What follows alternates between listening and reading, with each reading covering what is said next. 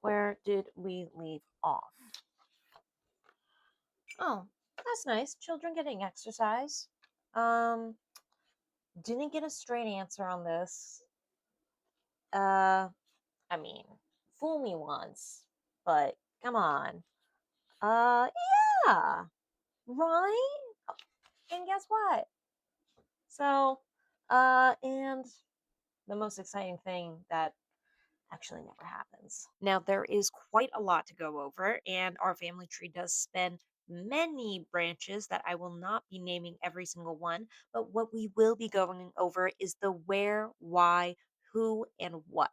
That is where we came from, why we left there, who we are focusing on that actually went to the United States, and what they chose to do when they got there. We are from Italy, but we are also from Scotland and Wales. We don't have as many records on people from those places, but they were the first ones to actually make it to Pennsylvania before our Italian ancestors did. So, what was it like living in these places? Well, Wales, United Kingdom was pretty, gloomy. It's going to be mostly steelwork, ironwork, mining.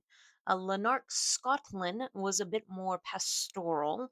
It's going to be a lot more about cotton milling. San Piernichetto was more about agricultural farming. A lot of landless farmers who would be brought in to work other landowners' farms. So we can't say for certain who held what jobs back in the motherlands. What we do have is records of James Cumming, our Scottish ancestor, having worked in the mines with his brother at 16 and 13 years old.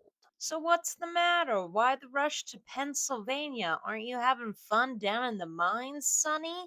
Well, it seems like sometime around the Industrial Revolution, almost everyone in Europe got antsy to get to the United States. If job opportunity wasn't what was calling them, then obviously hunger was going to push them there.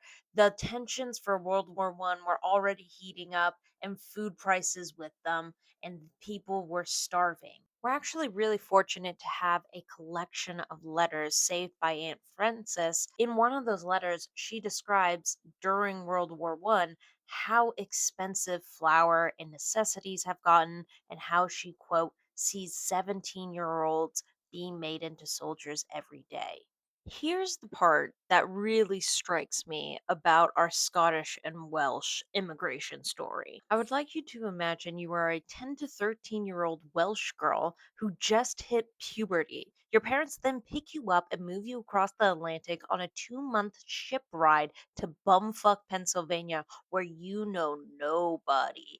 Your dad then dies within a handful of years of you guys arriving, and you then are married off 2 years after that, and you're only 16. Time to start making babies. In fact, make 7 babies and then die when the youngest is 3 years old. And then that baby will grow up and also be a 16-year-old pregnant bride. Welcome to the US. While our Welsh and Scottish side was busy giving us our generational trauma that I still suffer from today, our Italian side was actually just gearing up to come on over. Our Italian story starts with Antonina and Antonino, who are married in San Piernichetto and give birth to their firstborn son, Joseph, who we will be following.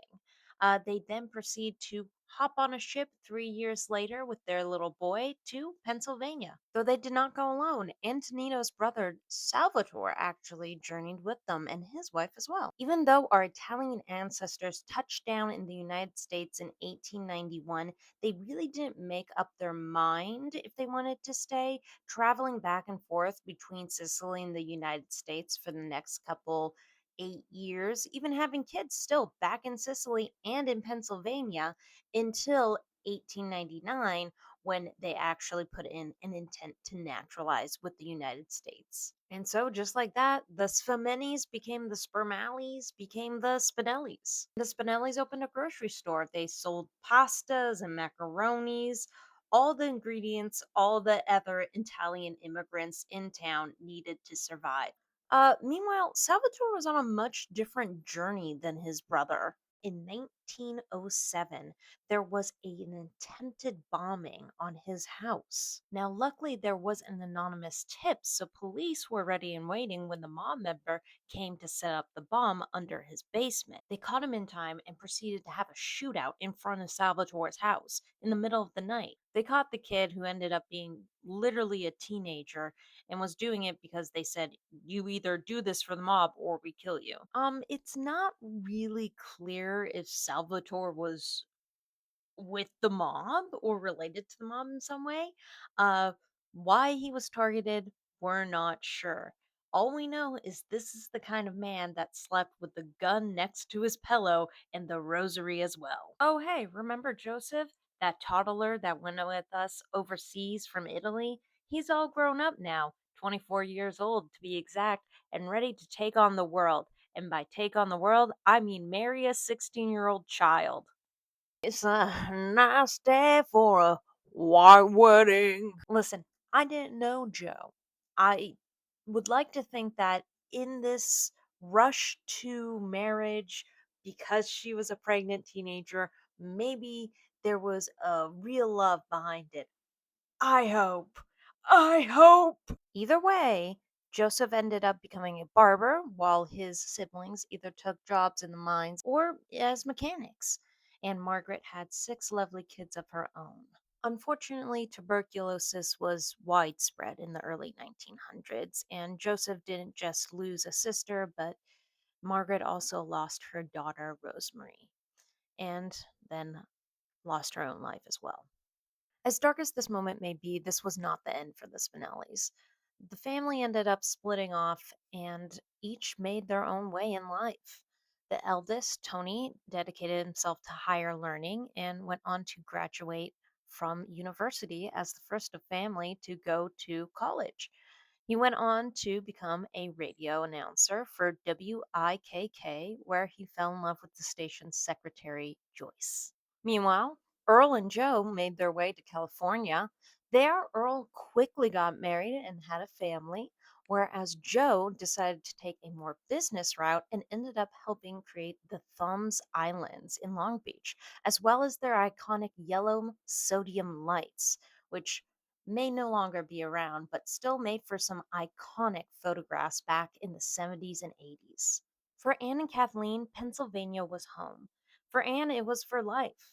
For Kathleen, it was until she met Arthur, and then she went on to have a beautiful family in California as well. Gonna get through it this time without crying. I just wanted to do all of this to say no one should be forgotten.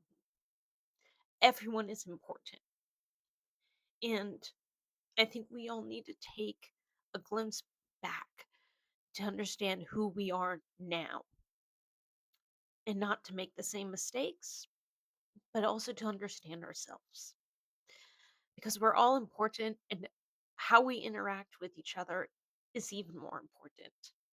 We need to show each other love, and it starts with remembering each other. I love you, Nana. I love you, Mom. I love everyone there. Tried really hard not to cry. My makeup stayed on. Thank you. I'm going to bed.